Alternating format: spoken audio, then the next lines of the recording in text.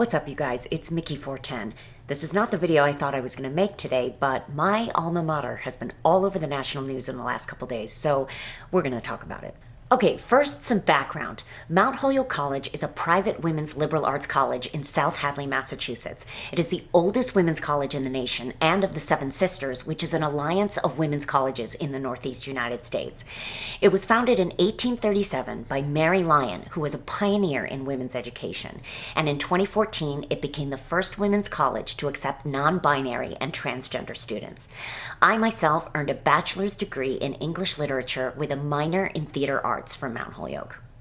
I have a very special relationship with the school that I am happy to disclose for the purposes of this video, which is that my father was a professor of religion at Mount Holyoke for 35 years, and so South Hadley, Massachusetts is my hometown. I also need to disclose that because of my father's employment, my tuition at Mount Holyoke, which currently stands at $60,000 a year, and was less at the time that I attended, that tuition was entirely waived. So my opinions about Mount Holyoke are going to be biased because of the enormous privilege that I enjoyed as the child of a faculty member, but also because of my deep sentimental attachment to my hometown and my entire childhood. And the concept of bias is a great jumping off point for what we're going to talk about today. Okay, so now we're going to get into the story that has been all over the news. I'm going to read portions of this article that appeared in Fox News and was told to the New York Post and was in various other news outlets as well. Mother of New York City heiress paid deprogrammer big bucks after daughter brainwashed by college's woke agenda. That's the title. And then under that it says Annabella Rockwell, that's the former student in question, blames Mount Holyoke College in Massachusetts for indoctrination. Okay, bro. Claiming that her mother paid a $300 a day deprogrammer after believing her daughter had been brainwashed by attending an all-female elite liberal college that left the young woman totally indoctrinated and estranged from the parents who raised her.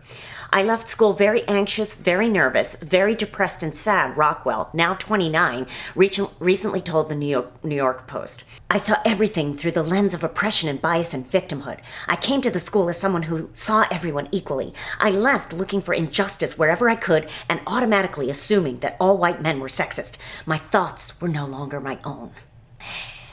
Let's unpack this. Do I understand where some of this is coming from? Yes. In retrospect, as a grown adult woman out in the real world, do I think Mount Holyoke, and by that I mean the overwhelming majority of the student body and the faculty and the administrative staff, would probably identify as politically liberal? Sure. But most elite colleges and universities lean to the left, and what's going to perpetuate that cycle of dominance is for the right to scare other people on the right into not sending their kids there. What I remember about growing up in a small town where the central presence was a nationally respected educational facility specifically for women was that from the moment I learned to walk and talk, I also learned that as a girl, I held just as much value as a boy, and that my intellect and desire to achieve should be nurtured. As a mature adult, I now realize that not every little girl in the world is shown that, and how lucky I was to grow up in a community that believed that. By the time I was 12 or 13, I already knew who Gloria Steinem was, and Germaine Greer, and Betty Friedan, and Simone de Beauvoir, and people like Naomi Wolf would give lectures and we could just walk down the street and go talk to her. I think a lot of the confidence that I have out in the world today comes from those first childhood memories of seeing with my own eyes what equal opportunity for women looks like. What feminism truly is in action, not just in thought. That said, I would like to see Mount Holyoke be as welcoming to political diversity as it already is to gender and ethnic diversity. I think college is the very place for a young person to have to learn to express their ideas and be able to defend them. And how can you learn to do that well unless you encounter opposing views? I have no problem in my daily life talking to people I disagree with. I know how to use words to articulate why I believe what I believe, and I have full confidence in my ability to do so because I have a degree in English from Mount Holyoke College. I want to go back to the article. The traditional news media and social media have very specific intentions with what they present to us. When Fox News uses words in the titles of their articles like indoctrination, brainwashed, deprogrammer, these words are very incendiary and they are intended to get us all agitated on both sides, right? MSNBC and CNN does it too. It's important to understand that all of these entities are making money from polarizing us and preventing us from engaging in true intellectual conversation. So don't fall victim to that kind of manipulation. To Annabella Rockwell, I have exchanged DMs with her privately, and I will tell you what I told her in my DM, which is that I have much respect for your personal journey. I am sorry that your experience at Mount Holyoke coerced you into a political path that was inauthentic to you.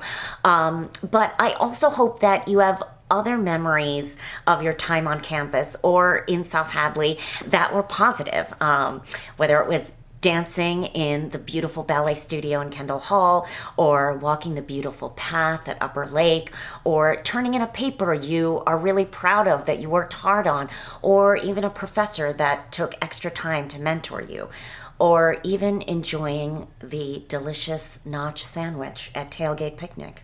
It's roast beef. It's very good. My message to any young woman who is considering applying to or attending Mount Holyoke College, who might come from a more politically conservative background, look, you're in charge of your education. If you want to seek out other students who are like-minded, you might need to do a little more legwork to find them, but they're there.